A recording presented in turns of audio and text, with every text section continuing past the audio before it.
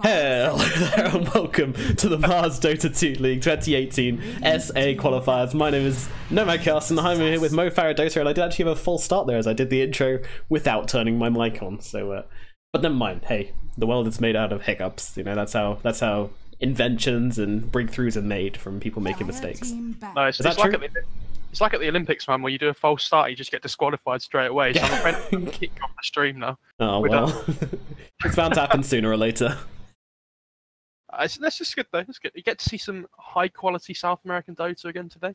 Yes, yes. We casted Luccini yesterday, so yes, it was crazy. Like, I'm pretty sure every single game went to the 3 series, like the third game. I don't think there was any 2-0s. I mean, South America is like it feels like there's a couple of teams that are on top, or 2 or 3 teams, and there's like a loads of teams that can take games off each other. So, not too surprising.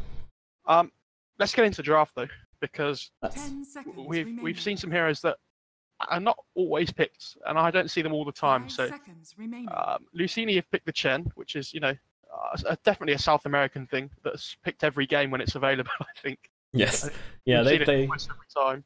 They love the Chen, and they actually love the Bane, and we don't actually have the Bane banned out, but we don't have it picked. So, well, I mean, I counted my fact before I even threw it out, but there you go. Yeah, I mean, the previous games I've seen with SA, we do see like the Bane's first pick or first ban every time, but apparently these teams don't really value it as much. So maybe it's fallen out of favor a little bit. I think more likely these teams just don't pick it up. I think it's difficult to pick Bane into Chen though. It's not like, because he puts too much pressure on the lane early on, whereas Bane sort of wants to sit against one person and just sort of zone them out. But whenever a Chen rotates in, the Bane just has to sort of like run away and go, "Please don't hurt me." Like there's not too much he can do. I like that TS.R pick up this Beastmaster Kotl though. Yeah, yeah. Run that as like some sort of duel off lane. We see like teams like EG and things do like this Beastmaster Wisp or like Beastmaster Kotl, and they just push the wave out and they put so much pressure on the enemy safe lane.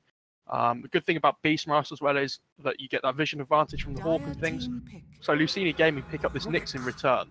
Not only is the Carapace good against Kotl, you know, you can return that Illuminate damage, but it gives them some sort of vision to play against the Beastmaster. So the Nyx can go in Vendetta, just sort of run around the map, try and get some vision of his own, get that intel to feed back to his team to try and make the best rotations possible. What do you think of the Rubik though? Yeah, I mean, this is actually picked up pretty much every game we've seen, and there's not really any good steals right now. I mean, I guess the Nyx Assassin gives you a couple of good spells, but one thing I haven't seen, like, what's Spirit Lance like on Rubik? I mean, I'm guessing he Spirit Lance then spawns his own Rubik. He does, yeah, but it doesn't make any more illusions. It's just sort of like a lonely spirit Rubik illusion that just like, hits them about 1 damage every hit. It's a bit awkward. Just one lonely, awkward Rubik. Well, I can relate to that. And there's a Troll Warlord coming out. So again, another SA hero, which hasn't valued as much in other regions, but we're seeing a lot of the Troll in this tournament so far. Here, classically, we're going to see him build that Battle Fury and basically farm up quite quickly and then just run to the team fights and tear everybody apart. 10 seconds remaining. Yeah, and the thing is, the TS.R Troll can go for like a Mjolnir or a Battle Fury or something if he wants to help deal with the PL illusions. Yeah, and there's a really nice combo between the Beastmaster passive and the Troll Warlord ulti. I mean, these guys are, every single one of them is going to be hitting like crazy fast. That Rubik illusion from the Spirit Lance is going to be hitting so fast. Oh, yeah. This is the strat. This is the strat. And I think I worry for Luccini at the moment that this Beastmaster Kotl, when the Kotl gets the Ags, they kind of just group up as 5 with the Troll Warlord, and they're just going to hit your towers. Like, how would you stop them? Because at the moment, Luccini don't have much wave clear. They pick the OD, but... Well, we've seen the OD picked versus a Troll quite a lot. I mean, obviously OD has the ability just to imprison him, so when Troll Warlord's running at your face, you can just make him disappear and forget all your woes and sorrows and deal with other things, but... You know, it's not like a huge counter, I wouldn't say. It's not something you can pick up and then just go, right, we've taken care of the Troll Warlord. But at the same time, actually, yeah, I do feel like Show.Rising have a really good ways of dealing with his Phantom Lancer as well. So a lot of blanket damage, you know, like the kind of AoE. I guess AoE makes more sense, but they've got a ton of stuff for clearing out waves. Like with every single one of these heroes has methods of clearing waves. That's true. And at the same time, is that Astra Imprisonment can set up for a Chen rotation as well. So if you Astra Imprison the enemy mid laner and then just sort of run this Centaur in, they're probably going to be under threat very quickly. Yeah. Especially when Nyx comes in over the top as well. I think this is probably going to be a position for Nyx. Their supports are 10 super greedy, seconds and they remaining. really need some wave clear at the moment on Luccini. Otherwise, I feel like Show.Rising just Lord. 5 super seconds early remaining. and just take towers basically. Yeah, I'm kind of sensing a pit lord would be the pick for them here. Admittedly, it doesn't give them some of the lockdown they might want, but I think the wave clear is a little bit more important. Not bad against the troll warlord either, and it also gives some nice synergy with the outward devourer as well. Like the ability to actual astrals, like if the troll jumps on them. At the moment, Show's rising, it's all in the troll warlord. So if that troll jumps on them, they can just astral him and then TP everybody away with the pit lord, and that's going to be the Show gank over. And right now with the Phantom Lancer, they're going to be wanting to take fights very selectively. They're not going to be wanting to fight into this troll early on unless the lanes go very, very well. So yeah, I feel like the pit lord could be a strong pick. But still, see, there's plenty of options. They could even go for the Bat Rider as well if they wanted to. Yeah, they don't have any, like really any team fight at all on Luccini though either, and their catch is just this Nyx. Yeah, true, true. Astral Imprisonment, but I don't know. This is what do you fancy? They need too much, like from one hero. Yeah, it is one of those situations, isn't it? They need something that can either needs maybe like a Puck. Puck's banned. They need something that can hold everybody in place. Like, but it can't be too greedy because they have a PL and an OD as their cores. Okay, yeah, there you go. Yep. Right. I like that. Nomad's good. It's okay. I think it solves some of the issues, but it doesn't help with everything. But again, I don't think they could have picked a hero that would have solved all of their issues. The other thing is that the Chen can't really pressure too much with the Underlord. Like normally you see like a Chen Sanking or a Chen Tiny, so they can dive the tower and get kills. But when you think of Underlord, you don't really think of that hero that can like kind of take advantage of that. Yeah, no, for sure. I don't know. We'll see how they make use of it. Yeah, plenty of options though with their draft right now. I mean, well, I say that they do need to find their Outward Devourer a really good game. I think I wouldn't be surprised to see this next assassin hanging around mid a little bit more than bottom and just kind of letting the Phantom Lancer and the Chen sort of deal with the damage which Beastmaster and Kotl are going to be putting out. That is going to be a really, really gruesome lane. My problem is we saw this yesterday where they had a Nyx and a safe laner, and I think it was Luccini actually when they picked this Chen Nyx support duo, and they had the Nyx helping their safe laner, but they had to commit the Chen as well because otherwise they just lost the lane completely. And the problem is if that Chen has to commit to only staying safe lane, that's not what a Chen wants to do. A Chen wants to be able to move freely around the map, and I feel like they haven't picked a support that can. When you pick this Chen, I think you want to pick a support that helps you win one of the other two lanes, and I don't think Nyx is one of those heroes. Yeah. Not sure, but what are Show.Rising going to go for anyway? What are they going to be looking for? They need their mid laner right now, and I can see them looking towards something like the Queen of Pain just to basically secure them these team fights and then just running at Luccini. Their lanes are looking nice. I really don't think they're going to be worrying about their lanes. Like, they got Troll and Rubik versus the Underlord. I mean, once Troll gets those points in further, he's going to be really, really happy. And same with Beastmaster and Kotl. Like, they're not going to have any trouble in the lane. So you can pick a fairly greedy mid laner and be fairly confident that things are going to go well for you. Troll mid against the OD. I think it's not too bad of a matchup. It's not amazing, but I think it's okay. But Troll's really good versus the Underlord, though, so... It's not amazing. Okay, so they do go for 2 in a row. 2 out of 2. That's how we do. My lord. Well, that abuses the lack of catch. The only thing I don't like about that is though that the Nyx is probably just going to sit mid now, and he's just going to mana burn the Quap over and over again. I think if you'd have put the Troll mid, at least the Nyx when he came, he can't really mana burn. You can. It probably does about 10 damage. yeah. Troll's pretty stupid as heroes go. Yeah. Oh, that's the counter. That's how you counter Nyx. You just picks Troll, and then he can't mana burn you ever. Yeah. It's like we were playing against a Nyx the other day, and we were just like choosing not to build any int item so that he would do less damage to us. It was we lost, but that's.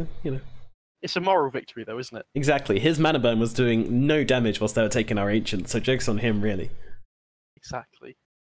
I'm interested to see what this Rubik and Kotl can do. I think like these support Joes, it's going to be completely different because if this Kotl can get online, he's going to be causing serious issues for the side of Luccini, I think. So, but it's only really the Nyx that can get on top of him. They don't really have a hero that sort of blinks in and you know, really gets involved with these fights. Normally we'd see it in the offlaner, but they've picked that Underlord.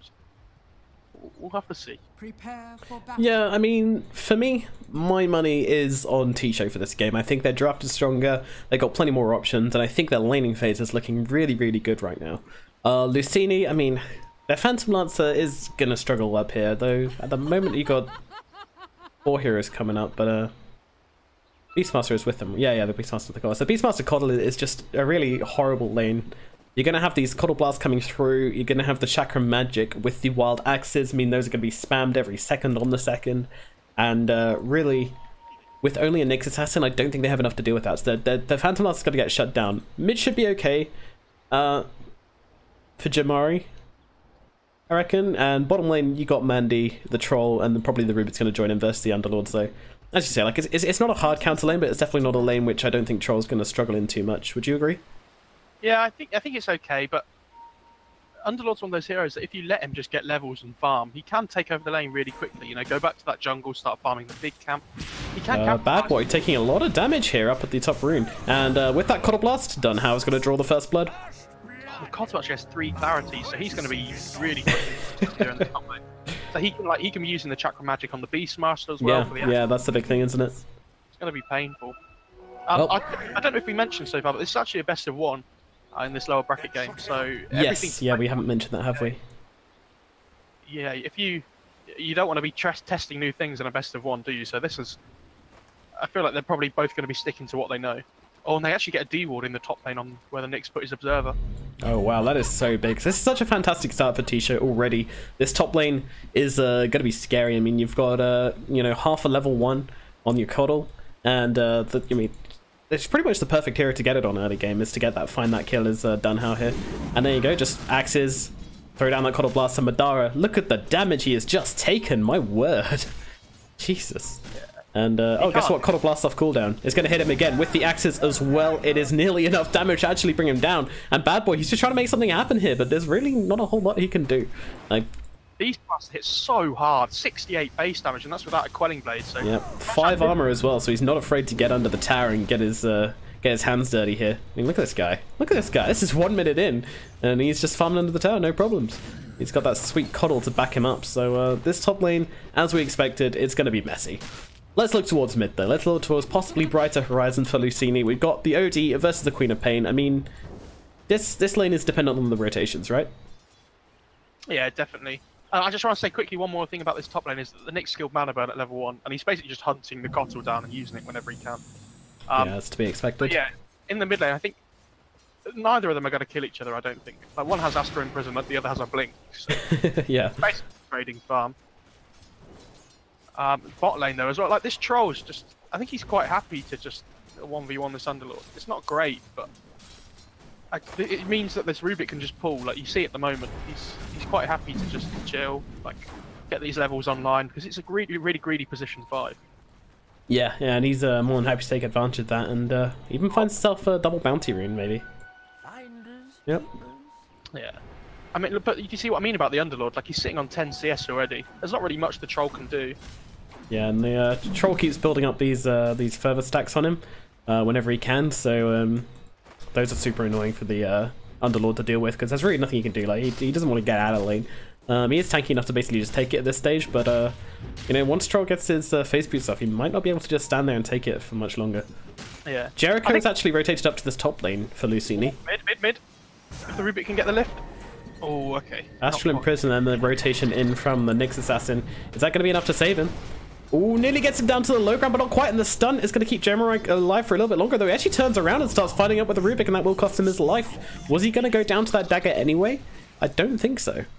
I think he probably would have just about died, but it's nice just to secure the kill. Oh, yeah, it is on level 2. I wanted to say that, like, it doesn't matter if this Underlord gets farm as long as you shut the PL down, to be honest, because we've talked about their lack of catch. So if they can't deal the damage that they really want to with these 2 cores if you just shut them down. It doesn't matter if, like, what's the Underlord going to do if he has farm? It just makes him a bit tanky. Freak here at top. He's actually under tower and taking a lot of hits from Bad Boy and Madara here, and they will actually find this kill. This is somewhat problematic for them. They didn't really want to give away a kill, but it's not going to change their lane a whole lot right yet. 1 kill is not going to be enough to stop them from just constantly doing the damage onto Luccini here, so... Yeah, this mid lane's not going great though for the Quap. Like she's sitting on 9-10 with 3 denies, and I think if you're playing Quap, you want to have a decent start because as the levels go on, I don't think it gets any easier for the Quap. No, I can see where you're coming from there for sure. I mean, OD is classically a pretty weak hero.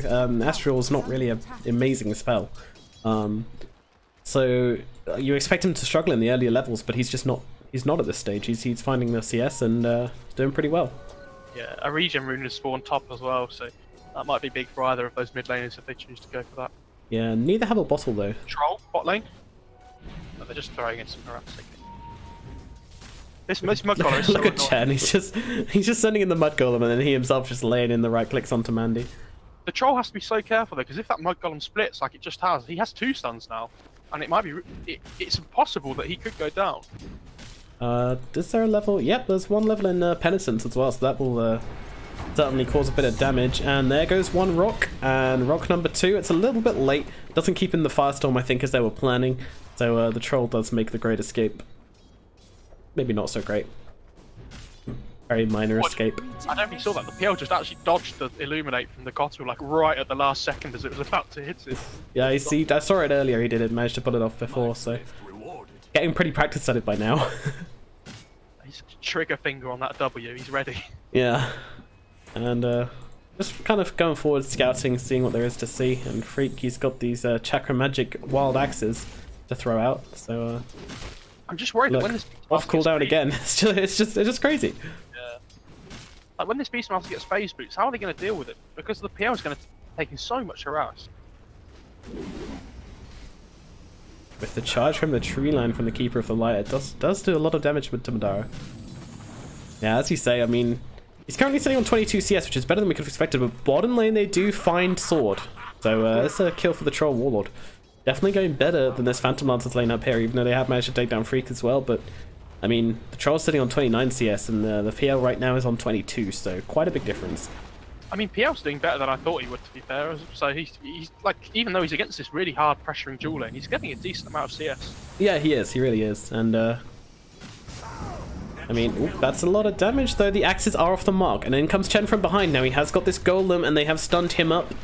Freak. He's actually going to throw out the axes again. The doppelganger from Madara, but he is going to get picked off by that Keeper of the Light Blast. So Freak will be happy to go down here. Although, as I say that, he's actually managing to stay alive, and he just hit 6 as well, able to get the shout out onto the Nyx Assassin, and look at Dunhow, he's just dealing the damage. Will get stunned up. Jericho thinking of turning around. The axes aren't quite long enough to collect onto Bad Boy, but Dunhow might just have the damage, and Queen of Pain, she's not even interested. She's going for Jericho. She didn't care about the little crabby scorpion dude. She's interested in the Chen. Can she find him? I'm fairly sure Jericho's got nowhere to go here. He's just... look at the poor guy. He's just curling up in the corner, waiting for the death. Rubik. Yeah, Sword is dropping very low. Mandy, can he find the catch? He needs to get up those stairs, but he's got those axes. He will find the kill. But Rubik does go down in return for that. As Madara rotates in, and we'll be quite happy with his entry into this lane at bottom. Troll might be in trouble now. Troll, yeah, he needs to get away here. Phantom Rush. I think he accidentally pressed stop. That was unfortunate. Oh dear. But because this PL is left top lane, they're just going to shove it in so hard. Like with this Beastmaster phase boots. Okay, the Underlord's TPing top. So okay, so is this a swap they should have made earlier? It's really difficult to do though, because as soon as you TP, the enemy are just going to TP as well, and they're going to have the lane matchups that they want. You kind of have to get it set up exactly the way you want before the lanes start. You have to kind of, it's like a, you have to like, that's why we see people like going in and scouting the jungle really early to try and get the lane matchups they want. That's the only way to do it, really. Yeah. So, oh, Bad Boy gonna walk into Mandy. And Mandy just decides to fight it up right now, and with the 444 to back him up, they may well be able to get a kill, although in comes Phantom Lancer as well. 444 taking the damage. They have killed Bad Boy, so Nyx Assassin is down. The Coddle Blast coming in, but not going to land on anyone, as Madara just chasing 444, but he rolls the wrong creep. He's still trying to bring down the illusion. Madara, meanwhile, is going to drop. Mandy has got the right target, but he did manage to find a kill on the Rubik, so not for nothing. Well, one thing we did mention is this Troll matchup against PL is actually pretty good because of these whirling axes. So it puts a mischance on all the PLs, and 60% is so... Yeah, it's huge. It really does limit his possibilities. And of course, if those illusions aren't hitting, they're not going to be making more illusions, are they? Because if they miss, then it doesn't proc the chance, right? Chen's dead again. Yeah, Chen just gets chopped down. repeat your point, sorry, I was too busy. I was just asking, like, if those illusions miss, they're not going to be making more illusions, are they? No, exactly. And it's not even that, it's the diffusal blade damage as well. So like if 60% of the time you're losing your mana. I mean, Charles is probably not going to have much mana in the whole of this game anyway against ODPL. Yeah, sure. It's a manaless game, but I mean, none of them. Yeah, the Queen of Pain is going to maybe be feeling that later on. She might want to consider a BKB quite early. Yeah, I think something like a. It depends on whether she wants to go for Orchid or for like a Veil Yules or something. They tend to be the two that we see the most. And then probably straight into a BKB after either of those paths. Troll is going for Battle Fury as well against this PL. Oh, Nyx. Oh, he does go down. So that's the Quap and the Rubik teaming up. Oh, right, just in the middle lane there. Yeah, both of them have vision on this area as well, so that's a little bit interesting. Yeah, I don't think the Nyx expected the Quap to just rotate in so quickly, but unfortunately Blink's a skill. Yes. Quite a good one at that. Smoke bot. He sees them. He's got a panic. Run. Yeah, he's got the phase boots though. It is giving him the speed he needs to get into the tree line and not get astraled up. And now, well, Jericho's smoke does break, and he is going to find the Beastmaster, but the TPs are coming through. Queen of Pain is here, and she has got this invis room. They don't know about this, so shout it out onto Jericho. And the Sonic Wave, but just about saves him with the Astral.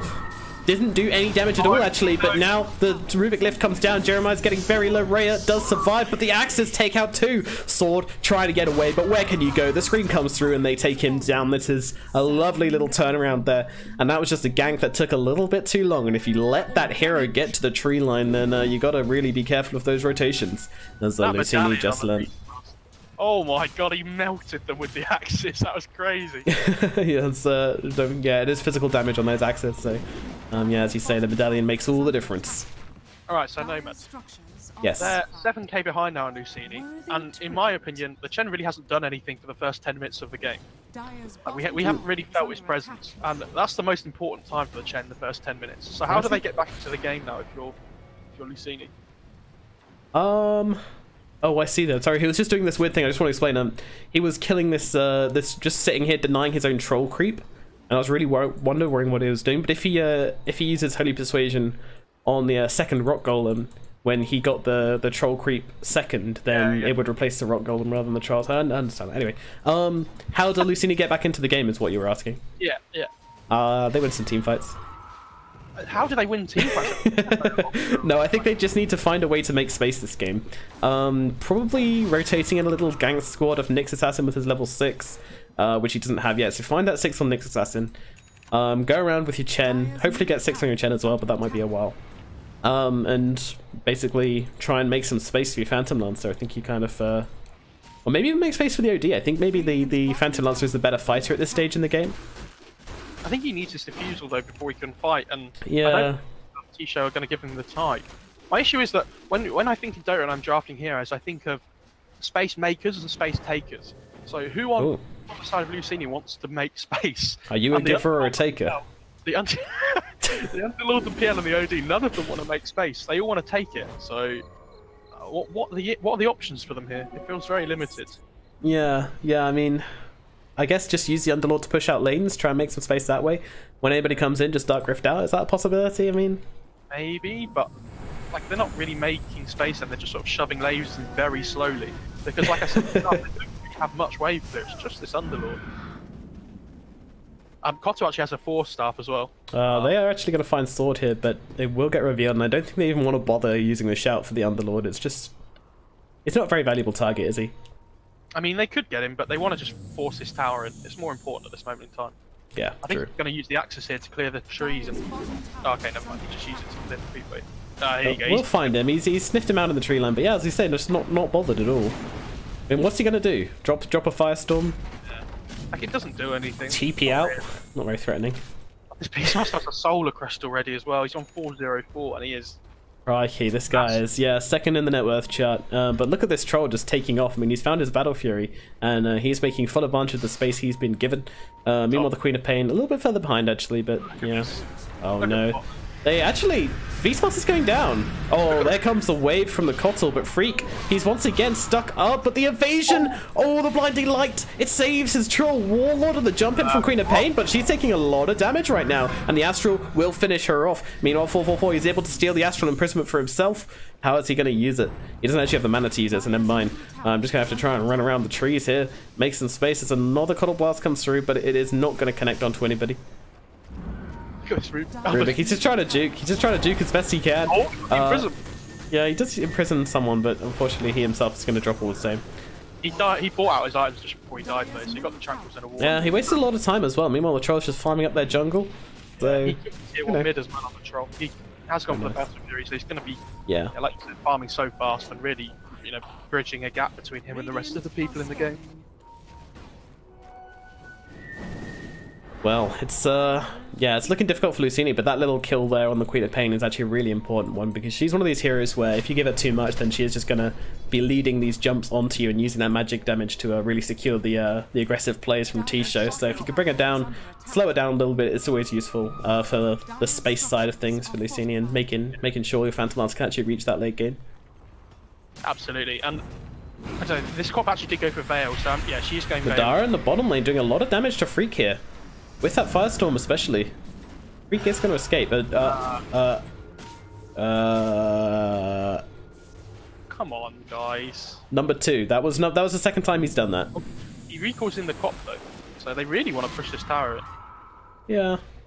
Beastmaster's actually going solo across them blink. He's not going for that Necro 3. I'm surprised. I mean, they do kind of need... I guess, no, they got Troll Warlord and they got Inner Beast. Like, they don't need the extra damage there. Oh my god. Mandy finds Jericho in the jungle and takes very short work of him. Just claiming to the enemy team, this is my jungle now. You don't have a jungle anymore. There is literally nothing Jericho can do when the troll sees him, though. Yeah. Literally just press phase boots and run at him and go, hello. Yeah. Why are you here? I mean, unless Chen has some good creeps, then yeah, certainly just gonna have to go down, unfortunately. This Beastmaster in the bot lane might be in trouble, though. He needs to be careful here. Oh, beautiful stun from Bad Boy there. Is that going to result in a kill? Well, Freak is trying to TP out of here and will be successful in doing that. Now Rayo comes in. Troll Warlord has also joined the party. What can they find? Bad Boy slowed right the way down, and he's got no chance of surviving this one. Look at the damage on this Troll Warlord right there. There's a lot of heroes coming in. The Scream doing a lot of work, but Mandy, he is falling low, and now he's astraled up, and with the Sanity's Eclipse, they do take down the Troll Warlord. That's his 7-time kill streak going. 444 paying a visit to this team fight, but if they can catch him out, he may well have some regrets. And Jeremiah, how much in has this guy got right now? It's only 13, but it's going up every hit. And Underlord thrown back, and maybe 444 just about survives. Yep, taunting away to victory, and rightfully so. That was a taunt-worthy play indeed. But that fight just shows the OD troll matchup completely. If OD just hits him 3 times, ults him, and he's dead. That's pretty much it. Yeah, the indifference really coming into play. I don't know, and it's a problem, like, if you build in, then Nixon's going to do more damage to you, right? Well, no, not really. You probably don't want to be building in ever on Troll, but there you go. He just needs that BKB, oh. And he is building it now. He's changed Jeremiah top lane. Sorry, J. Marie. Jumping in, 4-staffing in, and then astraling a creep. Big. Pretty next level. Ooh. He has the Dragon Lance... sorry, the Hurricane Pike now on OD as well, so that's going to really help him keep the distance against Troll. Well, Rubik's in trouble, though. Oh, this Rubik is going to go down this time, yeah. No fancy shenanigans from him. Just want to point out, Freak, he's got that Claymore. He's going to go for a Shadowblade instead. Oh, okay. That's interesting. I don't know, it's okay, but I think they really need to find the PL and find the right one and bring it down. Same for the OD. If they can get either of those cores at the start of the fight, there's no real save on the side of Luccini, so if they lock them down and kill them, then easy. I mean, the Shadowblade and the Blink Dagger, they both do very similar things. How do these items match up against one another? It's a very difficult one, because the thing with Shadowblade is that it can help you scout as well as initiate, so you can kind of run around the back, almost like a Vendetta in a way, but just at a much shorter duration. That extra burst from the first hit is always nice. But yep. I think it's probably the right choice this game, because if he blinks in, it gives the time for the PL to use his W. to doppelganger or let the OD imprison. Yeah, that's a good point. That's a good point. He Shadowblades, and he doesn't even have to use the hit. He just Shadowblades in and And roars. the spiked carapace as well. You know, if you blink in and on the Nyx assassin, he can always get that spiked carapace off. So Yeah, that's true. And I love that Nyx has max spike carapace this game instead of impale. It's just such a valuable skill against like this uncontrollable damage, like the axes, the fade bolt, the there's so illuminate. much this game. Even the axes from the troll on every single one of those heroes actually. Yeah, it's a super valuable spell for them this game. So, obviously TI coming up. Next one, TI8, and we got that subterranean theme. Any skins you're looking out for, and any ideas you've got for what cosmetics they could go for? I'm probably the least artistic person in the world, so I'd be awful at making them. But I'd love to see some on Nyx. I love that hero. As a support player, like I've been playing a lot of for. Nyx is one of my favorites. Like, I love that guy, so I'd love to see him on. Any kind of ideas for what you'd want to see as subterranean themed Nyx? You know, maybe like a crystallized Nyx or a I don't know, a dung beetle Nyx. A dung beetle Nyx. I've pretty much done it there, haven't I? Something that's really disturbing. That would be great. Yeah, Chen is dead. I think it's pretty safe to say. The Mud Golem army, Jesus. Rayo is just taking them apart. There's so many stuns here. That would have been about 6-7 chain stuns if he'd have got them all off perfectly. Could have been hilarious. Unfortunately, the Chen was a little bit dead. But he can still micro them. In fact, he can probably micro them better now. And he's waiting for the cooldown on the big Mud Golem so that he can Mud Golem deny Mud Golem, Mud Golem, Mud Golem, Mud Golem.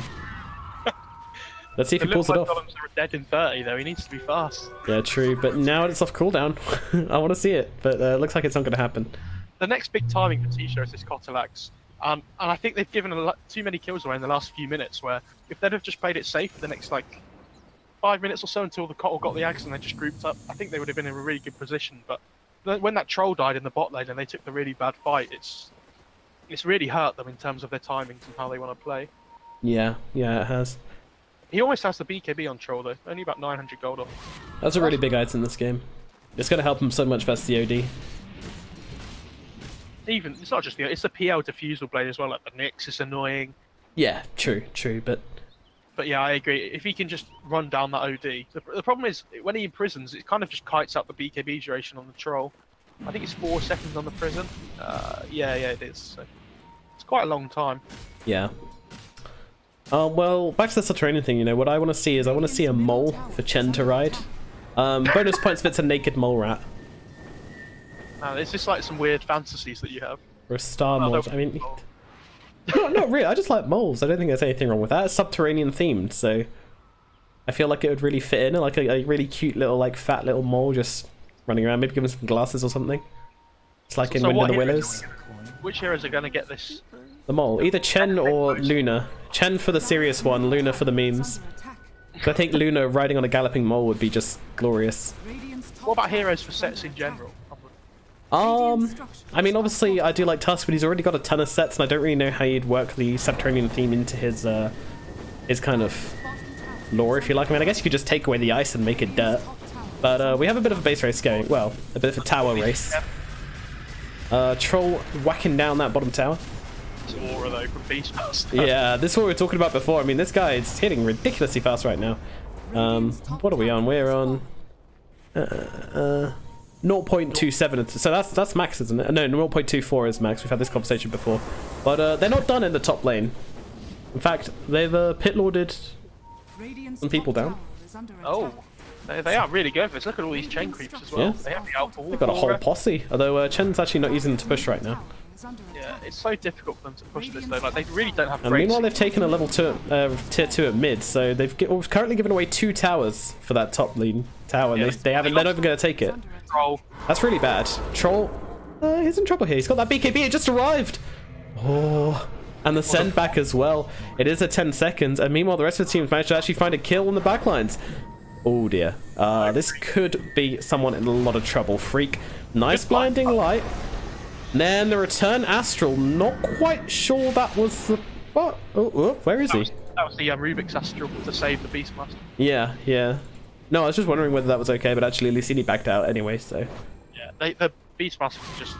He has Shadowblade now as well, actually. I was going to say he could blink out, and then I remembered that he was going for Shadowblade instead. Good one. I think that, yeah, the Roche needs to be the next big objective for both these teams. Like, the Troll has BKB, Beastmaster has the Solar Crest, so it will fall very quickly if they get on top of it. Yeah, absolutely. Luccini need to be ready to defend this right now, because it will die so quickly. Yeah, I mean, Jesus Christ. This is the Solar Crest. I mean, this is a perfect Roshan duo. I don't think you can get a faster Roshan duo than this. Get my boy Star. That's a bash. There we go. It's like that.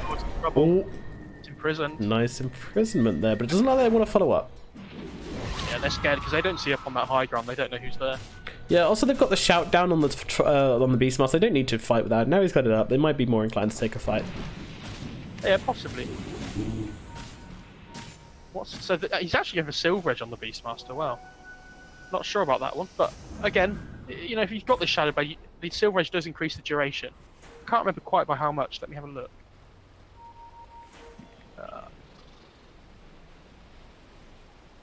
Oh no, it does. It's actually 14 seconds for both of them. I didn't realize. I thought it increased the duration of the invis. So that's interesting. Made you were mistaken. Look at this Hawk though, just scouting out the souls and whole of Luccini. That's pretty value, isn't it? It's so difficult to fight into, and that was the vision advantage that we talked about in the draft. Like, this Nick's just going to go invis now, but what's he going to do? Luccini, meanwhile, I mean, their Phantom Lancer's got a bit of space, you know, he's down at bottom, he's got that Diffusal, he's going for the Manta soon.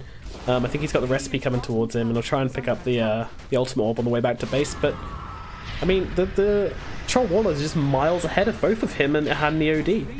Then again, if you do manage to shut down this Troll Warlord right now, the lift down onto the low ground, perfectly done by 444. That's what we like to see. Oh, the Carapace. Oh, so sad. Take that, Dunhow. I think they're just going to push this in, though. They just shoved the Solar Crest onto the Troll. Oh, this Underlord is so annoying, actually. And again, the Spike Carapace again from Bad Boy. He just got to slowly kill Dunhow, one Illuminator at a time. So, the Rubik just got Mana Burn. And there's an OD on the other team. Oh, God. This could be huge if he can get this off. It's level 3, so it doesn't quite have the 4-second cooldown yet. I mean, you got to wait for him to build up a bit of mana from the bit of intelligence from the right clicks first, right? I mean, he's sitting at like 100 intelligence as it is anyway, so true. He's gonna do like 450 damage, which is crazy. It's like a quarter of his health. But when this OD gets the BKB, that's another big one as well, actually, in terms of timings. Yeah, that's true. That's true, and he's relatively close as well. Like he has the blink and the pike to help try and kite the Troll. But he needs like he needs the BKB and then probably a Hex on top as well before he's going to be like the super scary late game OD this game. Yeah, I mean, one thing I would say about this game is criticism for T-Show is they haven't really made the Queen of Pain work so well for them. Ooh, look top. It's been the Troll show, that's for sure. Yeah, look at him go. Popping that ulti. I mean, it's a fair amount of damage onto Mandy, but all the while he's just doing damage to this tower. But now the Crimson Guard actually protecting the tower quite nicely. Oh, it's a Venn diagram. Oh, it's gone. I'm so sad the Rubik didn't keep Mana Burn. The Pit of Malice is a very good steal for him though. Yeah, it's beautiful. The Troll actually decides to TP back to base. Doesn't really want to give his Aegis up for nothing. Yeah, there's no need to force a bad fight and then lose it even though you have the Aegis. Yeah. I think, what's Quap got? So has she got Lincolns? Or yeah, she's going for Lincolns. So I think it's on the courier. Oh no, she actually doesn't have the Perseverance. I don't think. That's interesting. It's not in her quick buy either. There we go. She's just popped it in now. Finally figured out that missing component. Madara and Bad Boy are actually waiting for Rhea here. If Rhea comes out of the safety of the tower, she might go down. If they can just get this instant I just get the stun. Just use the stun. There you go. They've got it. Can they hold the Queen of Pain down? She's going to use that Yule set to try and buy herself some more time. And this is going to be Luccini just backing out. Straight up, not interested. They have lift, but they don't find the... yeah, just get the next assassin, I guess. If they found the PL there, that could have been huge. But unfortunately, they just found the Nyx. But even so, it's still a foiled gank, all the same. And that's the power of the Yules. They didn't have the Yules cancelled to get rid of the TP though, so the PL was just quite happy just to TP out. There's nothing to cancel it. They had the Rubik lift, didn't they? And Astral. I think he just used it on the Nyx though. Oh, I don't know. No, I think they just missed him. The Troll's actually almost got Butterfly as well. That's going to be pretty big. I'm surprised he hasn't gone for the evasion talent though at level 20, especially against. Yeah, I saw this yesterday as well. I think it was Mandy as well doing the same thing. It was also a very similar situation against an OD. So yeah, not going for the evasion. I think 50 damage is a lot of damage though. So it is a lot of damage for a right clicker. Yeah. He has a lot of inbuilt attack speed, so if he can get damage from a talent, that solves a lot. Yeah, the damage is very valuable. You are correct. Well, most things. Oh my god, the Rubik just gets completely destroyed, but at what cost? As the OD is immediately taken out, and Mandy, he's not done. He's put that BKB. He's going to run up onto that high ground, but no, now decided to back away. Not wanting to go too crazy. The Chen tried to send the OD back, but didn't quite happen in time, unfortunately. Yeah, because that's pretty painful. And they're just giving up way too much for a Rubik kill there. Just for a Rubik kill, nonetheless. The OD actually went for Lincolns instead of BKB. That's interesting. So it's probably the right choice because of Raw, but they have a really good, easy way to cancel Lincolns in the spell steal, so... Yeah. Not too worried about that Lincolns, I don't think, on the side of T-Show. Certainly not. And of course that spell steal is on a 18-second cooldown right now, so it's really not a big deal. If you already have a spell especially, like it's fine just to spam out. That doesn't cancel the spell you already have, it gets blocked, does it? No. In a way, I feel like it should. You know, I feel like you should be punished for spell stealing a Lincoln Sphere. You don't think? No, it's great. I love it. I'm a great Rubik fan, so I don't think the hero's amazingly strong at the moment, but it's so much fun. True. Come on, man. Give Rubik a chance. Look at this Hawk. The chance. Oh, my Hawk now. That's how they counter the vision. Yeah. I love this. Take his boar as well. Just become Beastmaster. This Underlord pick though is actually very good. You were talking about it in the draft, but in terms of them holding high ground, but they really want to be pushing this Troll Cottle, but Troll just can't walk onto the high ground anymore because of this Underlord. Yeah, and one thing I didn't talk about is the Crimson Guard pickup on Underlord against a Troll Warlord. Crimson Guard is so valuable because, as we said before, he doesn't have that much damage. Well, he does now, but generally he doesn't do that much damage. Just does lots of small damage very, very quickly. So Crimson Guard is perfect for dealing with that. But down at bottom, they're actually going to find the Rubik once again. A little bit too far forward. Can the cause escape? It looks like the Queen of Pain might well just make it. Oh, bad boy runs straight past her. Oh, and, no. Yeah, I think Rhea does escape. It was close. It was close. I think she's just going to wait here and wait for the next creep wave that she can cut to try and force them back. Oh no! Ooh, this is.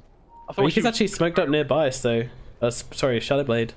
They actually see Bad Boy here and actually just going to throw out the roar and get that kill. No problems. I think this Beastmaster needs to get a gem as well. Oh, actually, the Cottle has a gem. Sorry, so that's the way of dealing with the Nyx. Yeah, gem ags very strong. Goodbye wards. Oh, this is... Yeah, they see this ward here as well. Oh, Mandy's got an Invis rune, just looking for blood. He really wants to be able to get another pick off before they go high ground, because, like we've said, this Underlord's super frustrating for him to push into.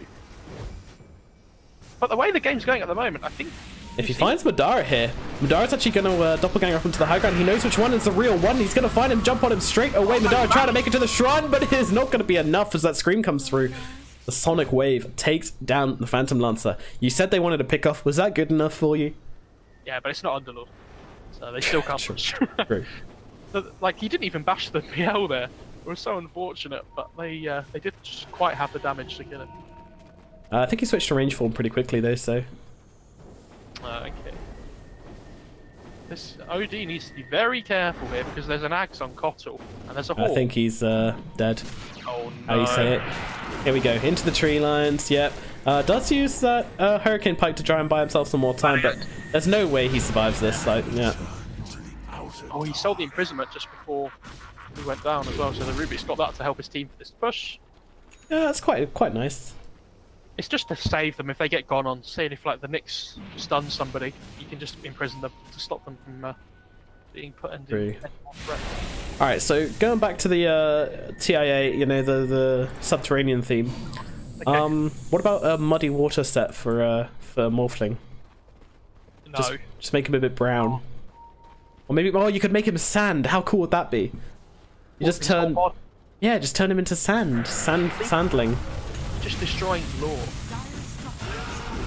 You could work it in some way. Oh, the roar. They find the Chen, no problems at all. And the bounce back onto Madara means that he's going to be missing a fair bit. Troll, his BKB is worn off, and he's just trying to fight it up with the Phantom Lancer. They're both dropping pretty low here. Phantom Lancer is able to find a doppelganger out. Troll Warlord still on the front lines. Madara, he might just make it back to base there. I'm sure he will. Meanwhile, the tower damage is coming through thick and fast. Now, no Aegis on Mandy, so he is just sitting here on really low health. But he is just playing around absolutely fine. I'm surprised they didn't try and commit to top lane instead of getting that top lane actually lost a barracks. Yeah, they managed to get the tower there as well, so they took 2 tier 3 towers, but I thought they were going to go for top racks instead of getting the tier 3 mids. Yeah. Was that just creeps taking the barracks, or was Beastmaster in? There was a couple of catapults, I think. I'm not sure what else there was, but it was definitely at least those. I'm sure everyone was at mid there, but yeah, that's a bit of a mistake from Luccini. It's right, it's only a range rack. It's not a massive deal. As long as you don't lose the melee racks, you can not be too frustrated, I don't think. That's true. Do you ever think they'll change that? Like, make the racks 50-50 instead? Like, just one... No. It's always... I know, it's difficult to do that, though. I like it the way it is at the moment, anyway. It puts more emphasis on being able to kill the melee racks rather than the range racks. And it's super difficult to do because of the armor and the regen and things. So. True, true. Dire's bottom shrine is under attack. Do the range racks have less armor compared to the melee racks? I think it's 5 less. Oh yeah, they do. Oh yeah, that does make sense. And they don't regen either, and they actually have less health. So it's this kind of thing where if we win a fight, we're definitely going to kill the melee racks. But if we're slow sieging, just kill the range racks first. Like it doesn't heal, low commitment, doesn't really matter too much. Or Chen stole the bird and they got killed again. They're just kind of playing ping pong with these creeps right now.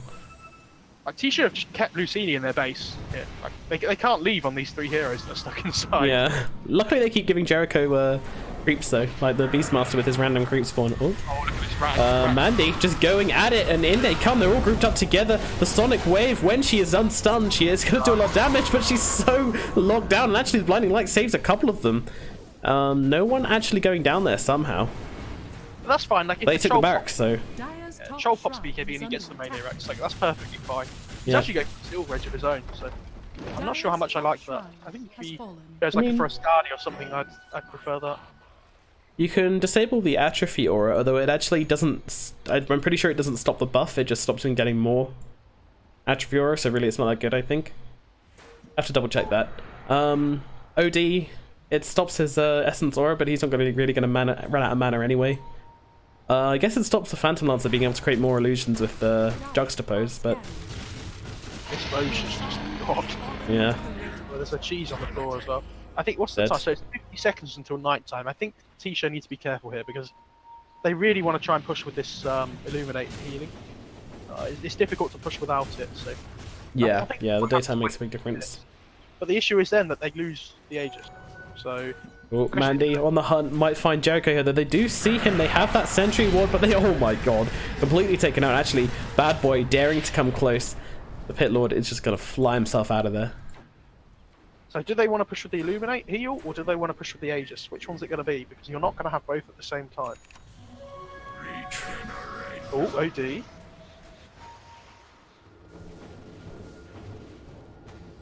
Getting into the tree line, but does get chased down by Rhea. Rhea on the hunt, and he's just completely stuck. He does have that Hurricane Pike, but what's it really going to do? Yeah, he just accepts his fate, doesn't even try it. Oh, don't worry, the Rubik gets Astral Imprisonment again. Yeah, he really likes that spell, doesn't he? I mean, it's easy to steal from OD because it's the only one that you can steal apart from his ult. So. Yeah. No buyback actually on the OD. Interesting that he was that far up without buyback. Yeah, he's just trying to push the wave out, and now it's going to be super hold for them to hard high ground. That's super hard for them to hold to hard? Things got weird. Things got weird. It's okay, it happens. Troll's just going to push him, and they can't stop him. But the Thunderlord's going to do his best, but what do they do? I don't really know. I mean, Shiva's up on sword, doing a little bit. Like, he has Aegis, and then he's got his BKB ready to put into his inventory when he dies. Oh, Mandy is sort of crest up. He does have the Aegis, so he's not really too bothered about falling here. And I think, I mean, do you want to just push the remaining barracks with those Aegis? I think it's Or do you wait for the heal? Actually not back to base. Wow, I'm surprised they didn't try and go while the OD was still dead. Yeah, that's what I was thinking. Oh. Very surprising. I really hope he goes for like a tanky item now, like a Satanic or a Scarlet. That would be Or straight back by the Coddle, and they still got 5 seconds before he's back. Yeah, we haven't talked about the recall much, but the OD's alive now, that's the problem. I would have just used the Aegis. They don't see it as a problem. Now, Invis on Bad Boy here. He actually pops a BKB with his Aegis, so kind of interesting there. And there goes the Fortify. And jumping forwards, if they can kill OD again, it would be pretty huge, but they just can't get through the fight. Meanwhile, Troll Warlord actually decides to back out here. Meanwhile, Rhea is in deep, but the decision to get back is made. They lose their Rubik. Who else are they going to lose? Freak is just trying to run away. And now he's banished up. Do they try and save him? Do they try and turn it around? Looks like they might. Rhea's waiting in the sidelines, but Freak is going to fall, and the rest of the team of T-Show looks like they're going to try and make an escape. I'm not sure if you saw, but the Quap actually took the AoE Shadow Strike. So he's interesting. Doing some great work with that. Yeah, you see it occasionally. It's actually fantastic for sieging though. Like, I mean, the damage it does force like supports and stuff back if you manage to get the Veil and the Shivas on them as well. So that's true. They can just wait this out now though. OD needs to be careful, and the Underlord as well. Yeah, Bandy's just running in here, but he's got no BKB, but just fall, but that's just the Aegis used. I mean, he did need to use it, but the Queen of Page, she doesn't have anything, and she just going to drop. Now it's a banish out onto the Troll Warlord, who is here to back it out. It is only a Kotl.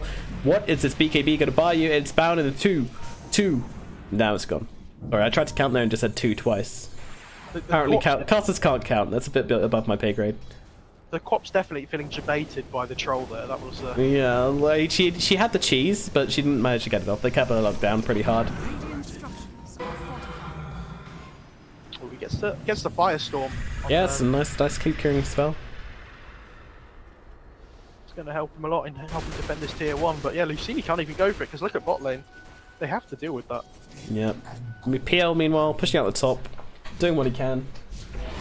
Like, PL's not really dying at the moment because he has this heart, but he's not really dealing a massive amount of damage, so when he gets this MKB online, it's going to help him a lot between the Butterfly and the Whirling Axis evasion. That's probably why the Troll didn't go for the evasion talent, actually, because he has if he's going to go for the Butterfly anyway, and he has the Whirling Axis, he doesn't really need to worry about having more evasion, I think. Yeah, that's true. He's going for Scardy next as well, by the way. 10 out of 10 from me. Yeah, Scardy is really nice. It helps versus the OD ultimate as well, like in terms of mana pool.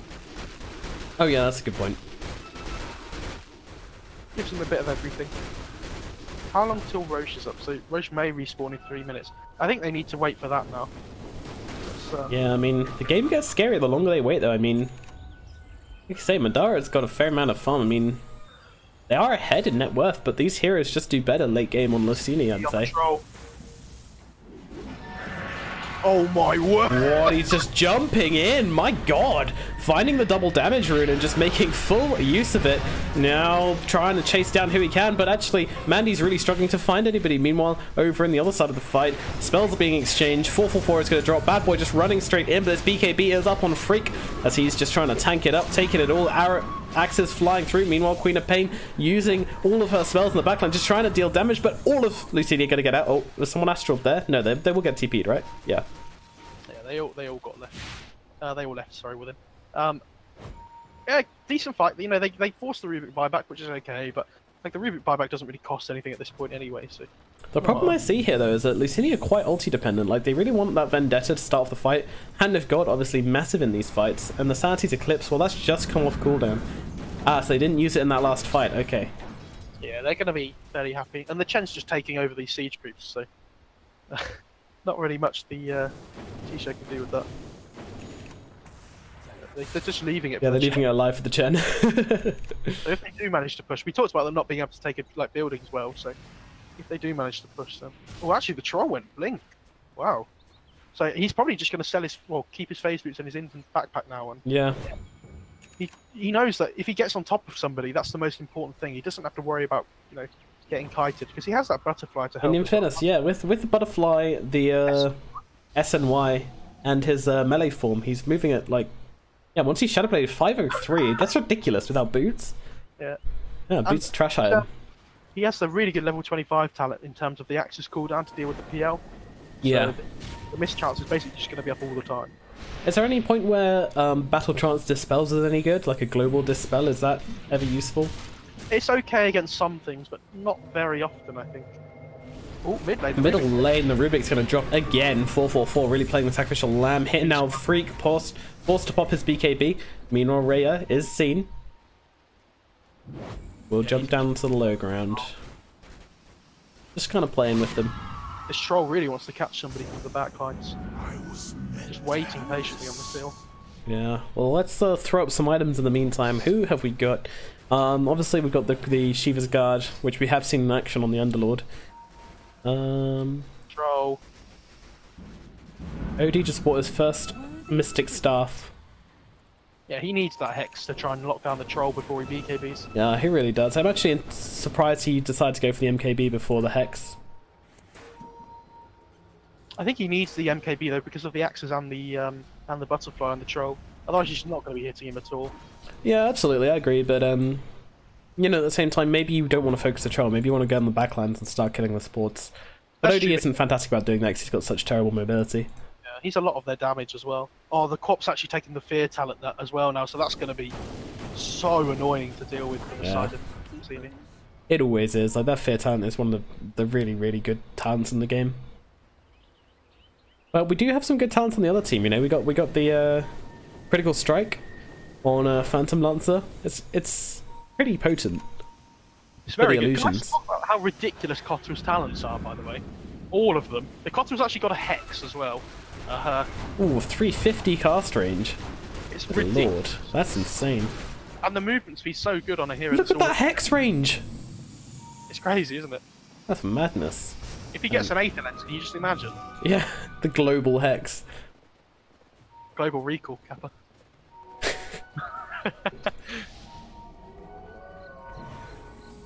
I think the Chen's doing a decent job of just trying to push these lanes out, but it's really difficult for him to push them out even with creeps because, like, against these super... Are they called super creeps? Yes, yeah. The in-between mega and regular creeps is a super creep. So, like, oh no, he's in trouble. Here we go, they're throwing him up into the air. They do have the shout available. They are going to use it on the Chen, in fact, even though Madara has turned up to this fight. Quite interesting here. Meanwhile, OD has actually managed to take out Dun Hao. Now in the middle of this fight, he has been lifted up. He could be in trouble here. Lovely stun out from Bad Boy. They're going to keep him still for the time being. Outward Devourer is going to go down, but meanwhile, it's Mandy battling it up with the carry. Madara trying to take some buildings. He does actually manage to take the mid barracks. Can they take him down in return? No, he just about makes it out. And that AoE Shadow Strike doing work. Rex is flying through, keeping the lighters brought back. The OD doesn't have buyback, so this is an issue. Because the Kotal's going to TP in and recall the troll. Yeah, recall the troll. He's literally brought back just for that reason. And this is looking very bad. Yeah, T-Show finally managing to put in the final nail, maybe. One barrack remaining. The last hope for Luccini. If they lose this, they're out of the tournament. And look at the range on that blast from Coddle, and the final barracks goes down. It's now going to be a Mega Creeps defense, and Luccini just don't have the capabilities to defend very long against this. There's still a range rack spot, so that's something. But oh, they do. My mistake. Before the OD comes up, it's still... True. 30 seconds to defend. Okay. We'll pretend I didn't say anything and we'll just go through it all again. One barracks remaining for Luccini. Yeah, they're actually kind of ignoring him here. They're more interested in the Nyx Assassin. So Madara is free to do a little bit of damage here in this fight, but they're just ganging up on that range barracks and they will take it out. So it is now actually going to be Mega Creeps defending for Luccini. If they even survive this fight, as Jericho hits the deck, Rhea and Freak are in deep. The OD's up in 5 seconds though, so they just... Yeah, and Mandy dropped really low in that fight and had to back out. There's a Roche up now, so they might as well just go and take the Roche. Yeah, and I have Scaddy available on the troll as well. He's so farmed. He's going to get regen, and then he's going to go top and be like, oh, a DD. That's nice. Yeah, the dream. Roshannon's going to drop in seconds. Meanwhile, Rhea is actually going on onto the high ground here without his troll warlord. He did use the cheese on the Quap in that fight as well, so... Troll actually wants to fight with this Yeah, DD. he's like, I got a double damage. That's not for Roshan, that's for my enemy team. They're in so deep and they're still fighting pretty hard without their troll warlord, and they might even kill the Outward Devourer. Yes, they can. This game is over. There's no way. Underlord hits the deck as well. He's got buyback. Madara and Underlord, the only ones left remaining. Troll has found this double damage rune. He is making full use of it this game. Madara jumping in, trying to do what he can to take down Mandy here. Meanwhile, the call does go down the screen on to the Underlord and Madara. Madara just trying to fight anything he can find, but he just doesn't have the damage. Gets thrown to the other side of the Ancient. Madara is dropping low, the throne taking so much damage. Look at Troll go. That attack speed, 1, 2, 3, and the Ancient is down. And as are Luccini's chances in this tournament. The victory blast comes out here. Of course, of course. Poor old Troll Wall, sorry, poor old Underlord just on the floor, completely broken down. I've got to be honest, I feel like Luccini didn't give themselves a chance to win that game with the draft they had. I don't think they were ever ahead, were they? Well, let's have a look at these graphs. No, only in win probability according to Dota, which I think I would disagree with somewhat. That win probability looks pretty accurate to me, actually. Like, I don't understand how... Like, when are Luccini stronger in that game than... Well, according to the win probability for the first 15 minutes of the game, they were stronger. They were more likely to win, but yeah, once Show.Rising started getting that advantage, it was very difficult for Luccini. Yeah, as you say, just... definitely a lot to look back on for this draft. And yeah, I mean, if we compare the two carriers here, which is going to be the main thing in this game. And the thing is, even if Luccini win a fight this game, which I don't think they ever won a fight, really, apart from that bot lane one, maybe, where they killed off the troll with the OD ult, like, near the start. But they don't push buildings quickly, even after they win fights. So they have to win so many fights to win that game. And I don't know, I don't think they put themselves in a position to be able to win, like I said before. So I think they just need to look back at their drafts. You know, we saw a couple of games of theirs yesterday where in the first game they lost in 17 minutes, I think it was, and then the second game they put up a really good fight against Infamous. So unfortunately, in a best of one, can't rely on going back to a second game. Yeah, no, you can't, and it really sucks when you lose because of a draft in a best of one. I mean, it's not entirely to do with that, but it was a very tricky game to play. And yeah, 0 and 13 on that Chen in the end. Only 7 assists. Really does say a lot about what this Chen was able to accomplish this game. Compare that to the Rubik as well. 25 assists on this Rubik. He was involved with everything. Yeah, the Chen, like we said, we didn't really feel his effect for the first 10 minutes because he can't really go anywhere and get a kill. Like, he tried to like annoy the troll, but you don't have any kill potential with the Underlord. And that's what I mean. When you pick this Chen, you kind of want an offlane that's like a Sand King or a Tiny that can really put the pressure on the lane and kill the enemy safe laner, but Underlord's not one of those heroes. No, Underlord just wants to sit in the lane. That's all he wants to do. Yeah. Well, he just sort of sack and leave by himself. So. Yeah, he has very little kill potential. But there you go. Game number 1, in fact the only game in this best of 1 series, going the way of T-Show, and commiserations to Luccini Gaming. They will be knocked out. Don't go anywhere, as we have Show.Rising versus Infamous coming up next, and that'll be a best of 3, and that'll be with me very shortly. No delay in between these games, so should be up in the next sort of 10 to 15 minutes. My name is NomadCasts. He's been MoFarahDota. Follow us on Twitter, and we'll see you shortly.